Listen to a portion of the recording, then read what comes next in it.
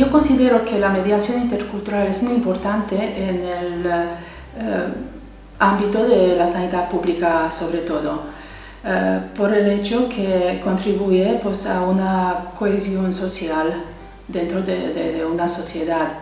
Cuando hay una barrera idiomática tan importante, hay temas que es muy complicado abordar. Y también no sabes hasta qué punto el abordar ciertos temas en esa cultura lo van a recibir como bien, como es algo normal, o a lo mejor como intromisión.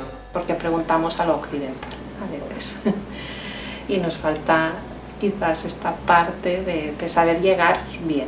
En el centro de salud en el que yo trabajo tenemos una mediadora de Pakistán que nos ayuda con la mediación con las mujeres de Pakistán y de India, con las que hablan urdu o inglés, y entonces la verdad que es una gran ayuda, porque más allá de la dificultad idiomática que tenemos, es también el hecho de que, claro, nosotros damos por sentado ciertas cosas que ella nos ayuda a explicarles de otra manera. También pues, facilita pues, la conversación, facilita en que se pueda establecer un buen diagnóstico o también que se eviten visitas innecesarias.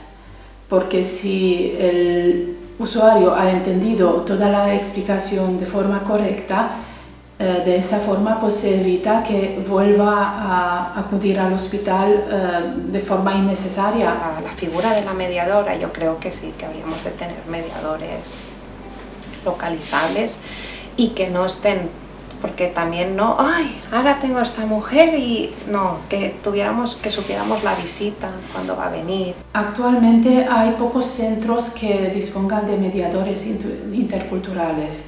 Durante muchos años sí que han habido varios proyectos y que se han formado muchos mediadores, pero en activo quedan cada vez menos.